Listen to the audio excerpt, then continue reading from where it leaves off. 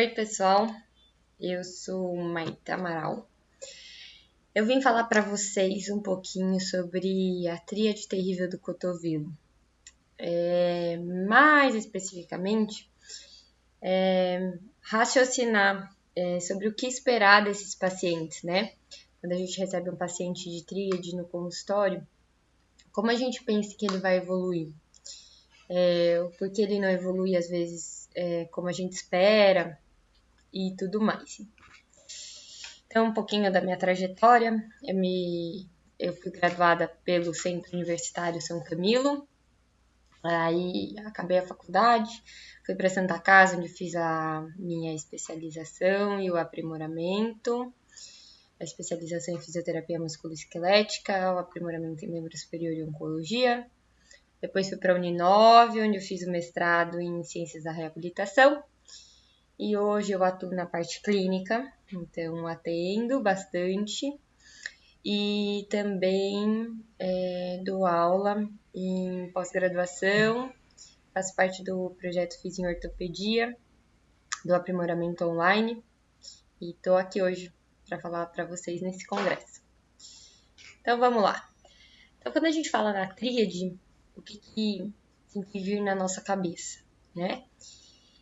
Então, a tríade ela é uma combinação de dois tipos de fratura, a fratura de cabeça do rádio e a fratura de coronoide, do processo coronoide, associada à lesão de partes moles, que pode ser ligamento colateral ulnar, ligamento colateral radial, ligamento anular e também de musculatura, né, que passa ali na região do cotovelo, musculatura flexora e musculatura pronadora. Então, quando a gente fala da tríade, qual é o tipo de trauma que a gente pensa? Nesse tipo de trauma, normalmente a queda em defesa, né? Com mão espalmada, normalmente, cotovelo estendido, normalmente submetido a uma força posterior, em valgo ou varo, né? Alguns lugares falam valgo, alguns lugares falam varo. Mas o que mais marca a tríade é a fratura associada a uma luxação posterior, né? Então, é um trauma bem importante. Então, com o que a gente deve se preocupar quando recebe esse paciente? Principalmente com a estrutura desse cotovelo. Esse paciente, normalmente, ele vai passar por um processo cirúrgico e vai chegar após essa cirurgia para nós, né, na clínica. Mas o que acontece? Então, aqui a gente tem rádio e ulna, né, unidos pela membrana interóssea, e a gente sabe que o cotovelo é uma articulação bastante estável a nível de estabilizadores passivos.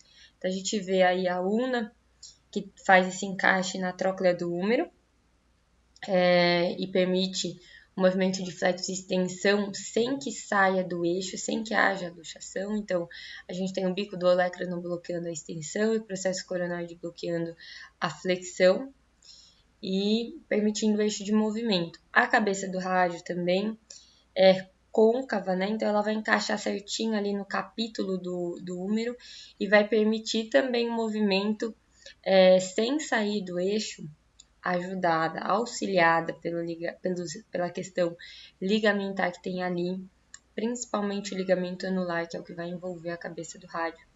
Vai permitir os movimentos de translação, de rotação também, sem sair do eixo. Quando a gente tem o trauma, então, o trauma ele principalmente tem uma força de reação do solo que vai passar principalmente pelo rádio. E aí isso vai fazer com que impacte lá na parte distal do húmero, causando a fratura do processo coronoide, a fratura de cabeça do rádio. E a luxação posterior, que vem aí por consequência, né, a continuação do movimento, então vai fazer com que haja essa luxação posterior, o que vai gerar mais danos para ligamento, para partes moles. Então, esse é o tipo de fratura característica da tríade terrível. Então, uma luxação posterior, Então, aí você pode ver na imagem B, principalmente, a una bem posteriorizada, em relação à parte distal do húmero, né? O rádio não dá para ver direito, a cabeça foi impactada, então você não vê direitinho o contorno do rádio em nenhuma das imagens. Então, quanto à estrutura óssea, que eu disse para vocês já um pouquinho, então aqui a gente tem uma vista anterior, então a parte côncava do rádio encaixando direitinho no capítulo, a congruência articular também da una com o húmero, dá para ver direitinho. Na segunda imagem, uma vista posterior. E na terceira, uma vista lateral, onde a gente vê a congruência direitinho do rádio com o capítulo, né? Que vai, ela estando nesse eixo, eu vou ter um movimento livre, com amplitudes totais. É importante também chamar a atenção para a inervação e para a musculatura que passa aí ao redor. Então, a gente tem nervos importantes passando aí. Então, nervo ulnar e nervo radial, nervo mediano também. Então, a gente pode ter algum sintoma de parestesia ou mesmo um dano de motricidade, tá? Dependendo do tipo de trauma que esse paciente sofreu. E aí a gente vai ter também os ligamentos. Falei para vocês sobre o ligamento anular, então ele fica ali bem em volta da cabeça do rádio, estabilizando muito bem a articulação, como vocês podem ver nessa imagem. Então, ele permite que ele se mantenha perto da ulna e também se mantenha no eixo em relação ao húmero. E a gente vai ter o colateral medial, que vocês podem ver melhor nessa terceira imagem, e o ligamento colateral radial, que também está aí bastante importante, envolvendo tudo a cápsula articular, que também auxilia na estabilidade. Então, quando a gente vai falar sobre a tríade, é bom a gente dividir, porque cada tipo de lesão vai ter um procedimento a ser executado. Então, às vezes existem essas fraturas no cotovelo de forma isolada, e vocês vão ver que tem alguns estudos que eles falam só sobre a fratura de cabeça do rádio. Serve também para a tríade, porque os resultados obtidos com a cirurgia de cabeça do rádio, elas refletem também o que a gente vai receber na tríade, porém na tríade a gente tem a cabeça do rádio mais algumas coisas, o que vai ser um fator agravante, mais difícil de cuidar, tá? Então, a cabeça do rádio é feita, né, pela classificação de Mason. Então, ela vai dividir em 4 tipos. Então, a fratura do tipo 1, onde não há desvio, é uma fratura marginal, porém sem desvio. A tipo 2, eu vou ter uma fratura, novamente uma fratura marginal, porém eu já tenho um desvio do colo. O tipo 3 já é uma fratura cominuta, e quando a gente fala em fratura cominuta, já pensamos numa reestruturação mais difícil. E a tipo 4, que é mais comumente encontrada na tríade terrível, é quando eu tenho a tipo 3 combinada a uma luxação posterior, até porque esse é o mecanismo de lesão da tríade, tá? E aí, como tratamento, a gente pode evoluir para um tratamento conservador, mas isso é só no caso da fratura de rádio do tipo 1, onde não há desvio, lembrando, onde eu vou ter a imobilização, ou então evoluo nos demais graus para um procedimento cirúrgico, onde eu vou poder ter uma redução aberta com fixação externa, eu vou ter a prótese ou então a excisão, a retirada da cabeça do rádio. E esse cirurgião, o que ele vai se preocupar bastante? Ele vai se preocupar sempre em preservar a cabeça do rádio quando possível. Quando eu vou para a prótese, que não é possível essa preservação, que é no caso das fraturas muito cominutas, eu vou poder evoluir para a prótese bipolar ou monopolar, E aí eu encontrei um artigo que fala sobre a diferença das duas. Então, não há um consenso sobre qual é melhor, tá?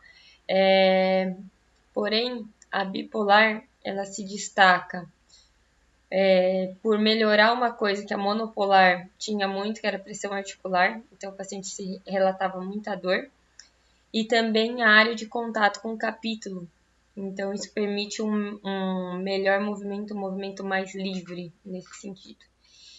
Porém, ela tem um maior risco de dissociação e também pelo material do qual ela é feito, ela aumenta o risco do desenvolvimento de uma osteoartrose devido ao estímulo da osteólise. Então, essa aqui seria uma prótese, né? Eu, particularmente, na prática clínica, todos que eu atendi com prótese, eles não evoluíram muito bem, porque sentiram essa pressão articular, sentiam dor ao movimento e rigidez, tá? Mas isso depende muito do processo cirúrgico, o tipo de prótese que foi utilizada e também elas estão evoluindo a cada dia mais. Então, esse artigo ele destaca, por isso que eu coloquei a bipolar ali para vocês, que ela parece ter um maior risco de lucência e também de ossificação heterotópica, porém, não se pode afirmar de pé junto que ela é melhor do que a monopolar, tá? Esse artigo aqui da Cochrane de revisão, a gente sabe que esse tipo de classificação ele exige também que a gente dê uma olhada nesses artigos e o julgue, né? Não confiar cegamente, porém são artigos que eles realmente, eu dei uma olhadinha para conferir, eles têm um risco de viés de médio para alto, ou seja, que é algo que não é claro para um risco alto de viés. No entanto, para mostrar para vocês que quando a gente fala que não tem evidência sobre a intervenção cirúrgica, seja ela prótese, sobre a excisão da cabeça do rádio, o que acontece é que os artigos não vêm com boa qualidade. Então, esse aqui, por exemplo, começou com 357 artigos e acabou com 3 na revisão apenas. É uma revisão antiga, porém é a última que tem da Cochrane, certo? Então, ele não consegue concluir se a cirurgia ou qual intervenção é mais indicada aí para tríade, tá? Tríade não, perdão, para as fraturas de cabeça do rádio, onde está incluída a tríade. Quando a gente vai para a segunda fratura aí, então a fratura do processo coronoide, né? A fratura do processo coronoide é classificada através da classificação de Hagen-Murray, em 3 tipos também. A tipo 1, que é a menos comum, que acomete cerca de 28% dos casos, ela equivale a uma fratura da pontinha ali do processo coronoide. A tipo 2, quando eu já tenho um acometimento de até 50% do coronoide, e a grau 3, onde eu tenho um comprometimento maior que 50% do coronoide, e é onde se encaixa normalmente a tríade. Aqui numa vista superior, né? Então a gente vê o grau 1, grau 2, grau 3. Então já é um maior acometimento aí do processo coronoide. Qual o procedimento indicado? Então já dei um spoiler lá atrás, dizendo que a revisão ela não consegue concluir porque não tem artigos suficientes para dizer isso, para apontar. Porém, eu fui procurar algumas coisas relacionadas para dar uma luz, dar uma clareada para nós, né? Então, o que a gente vai julgar, né? Então, a tríade, o tratamento vai depender de cada caso. Como assim cada caso? Depende do grau de acometimento desse paciente. Ele vai ser indicado para um processo cirúrgico, tá? Ou conservador. Quando a gente fala em conservador, mais raramente é indicado, tá? Então, por quê? Porque eu tenho que ter uma distância húmero-ulnar menor que 4 milímetros. Alguns fazem referência à distância do rádio humeral. Então, na vista lateral tem que ter uma distância inferior a 4 milímetros. A cabeça do rádio não pode estar limitando a pronossupinação. A fratura do coronoide normalmente tem que ser tipo 1 ou tipo 2. E o cotovelo, ele precisa apresentar nos 10 primeiros dias uma estabilidade até pelo menos 30 graus de movimento, de flexo-extensão aí. E aí o tratamento indicado vai ser a imobilização, que é o tratamento conservador. Qualquer coisa que mude em relação a esse caso, a situação que o paciente chega, então o que a gente vai ter é a indicação para o procedimento cirúrgico. O que é o procedimento cirúrgico? Então, o procedimento cirúrgico para a cabeça do rádio pode ser uma osteossíntese, pode ser uma prótese ou pode ser a retirada, a excisão da cabeça radial. Do coronoide, normalmente vou ter uma redução aberta com fixação interna. E o que é essa redução aberta com fixação interna? Pode ser uma placa moldada exatamente para o coronoide ou então parafusos, certo? Para fazer a estabilização desse fragmento ósseo. Quando eu falo de tecido mole, então eu posso fazer com que esse paciente faça uma reinserção muscular ou que ele refaça esse ligamento, tá? Eu encontrei esse artigo aqui de 2019, que ele cita como que é feita a triagem no pronto atendimento, né? Então, o início pela cabeça do rádio, verificando a fratura, como que se ela está estável ou não, qual que é o distanciamento articular, se ela está com minuto ou não, para indicar o procedimento cirúrgico e qual será necessário. Depois disso, a análise da fratura do coronoide, em que grau que está, e aí indicar se eu preciso de um reparo capsular associado ou não, e qual tipo de procedimento ali eu vou fazer para estabilizar o fragmento.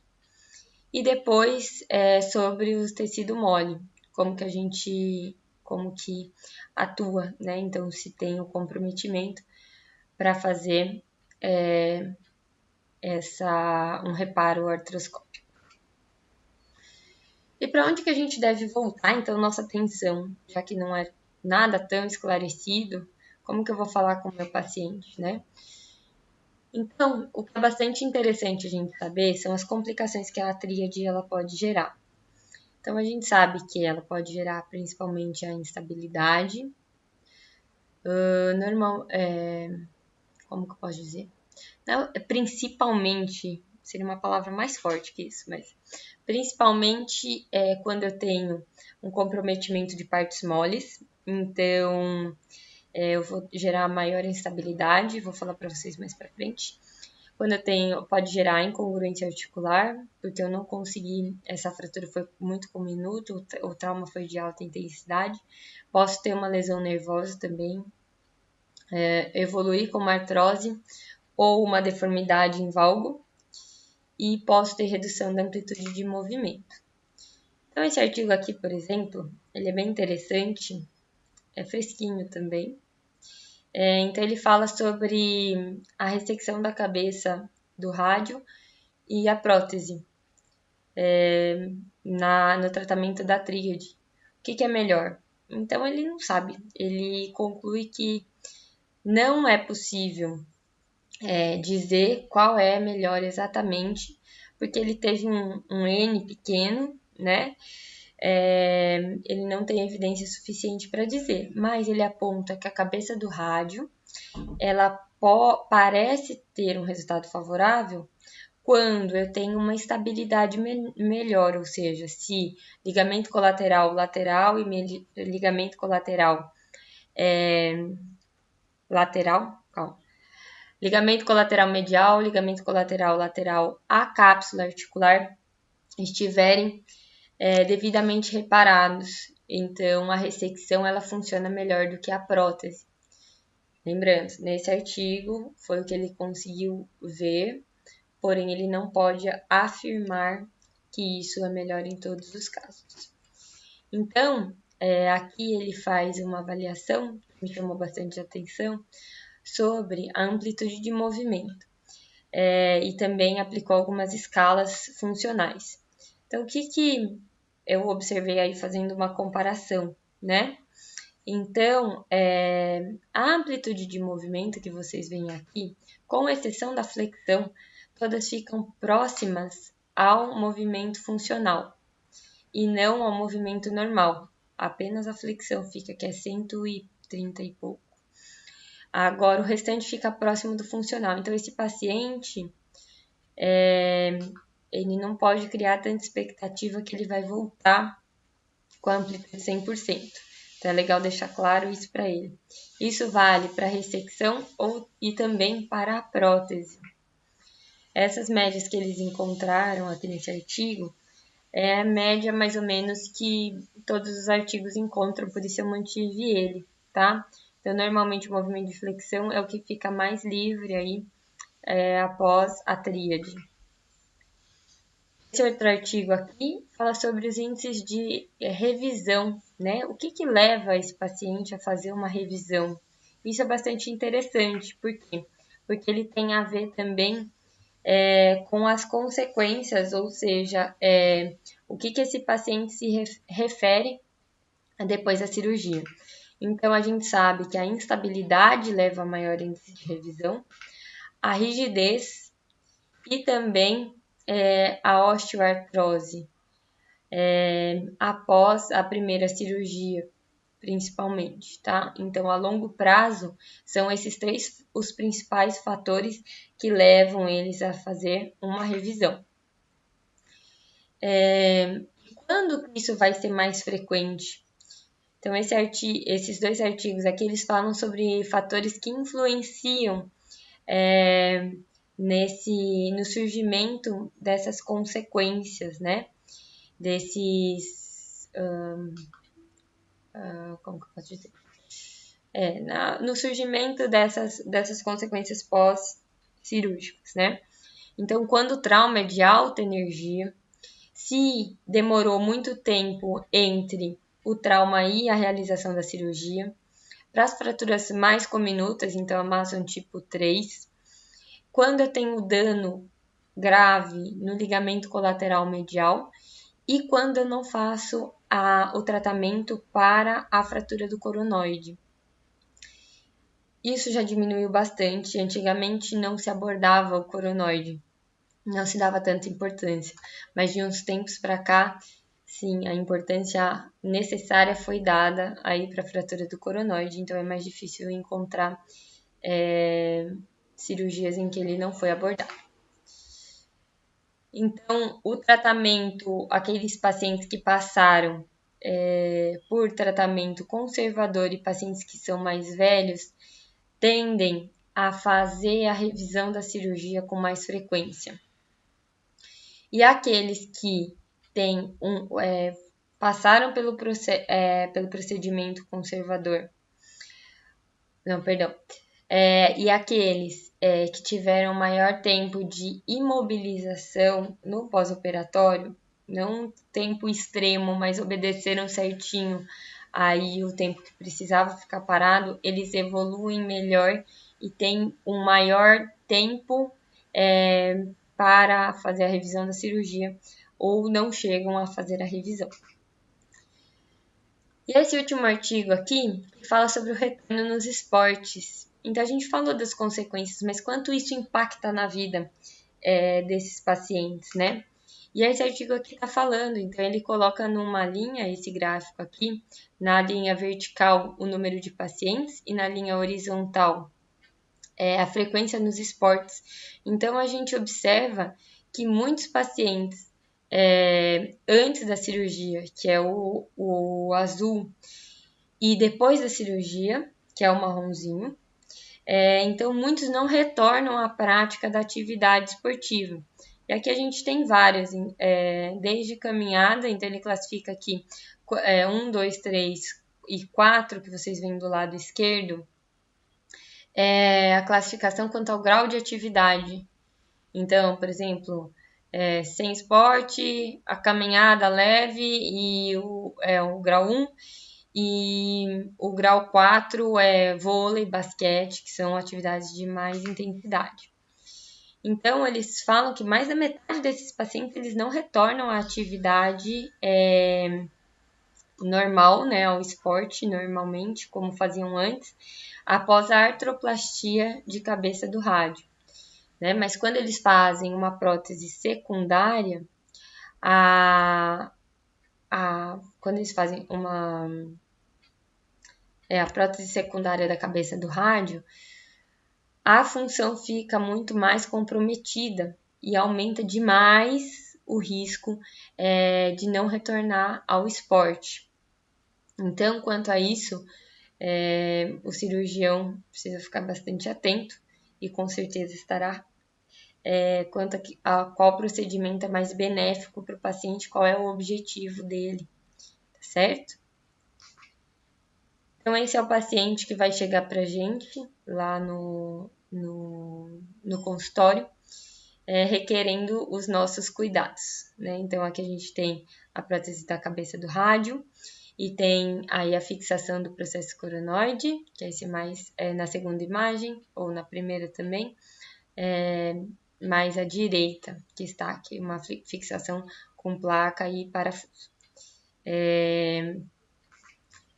Aqui, nesse segundo bloco, a gente tem um fixador externo, então lembrando que esse fixador aí normalmente está associado a danos maiores e também pode estar associado aí a dano de pele a nível de infecção.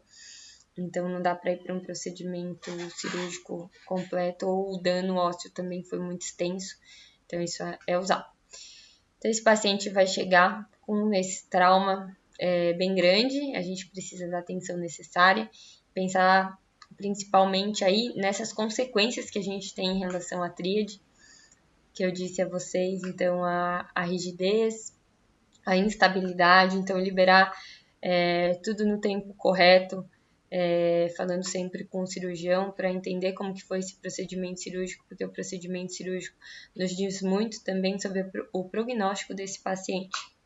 Então, é extremamente importante para a gente conseguir fazer o nosso plano de tratamento e organizar bem o que vamos fazer a cada sessão e como que esse paciente vai evoluir até onde também, tá? Então, aqui são as referências. Então, deixa o meu muito obrigada a vocês. Eu espero realmente que tenham gostado. Eu estou à disposição para o que precisem, podem me mandar e-mail, que eu responderei com muito prazer. Tá bom? Então, até a próxima, galera. Tchau, tchau.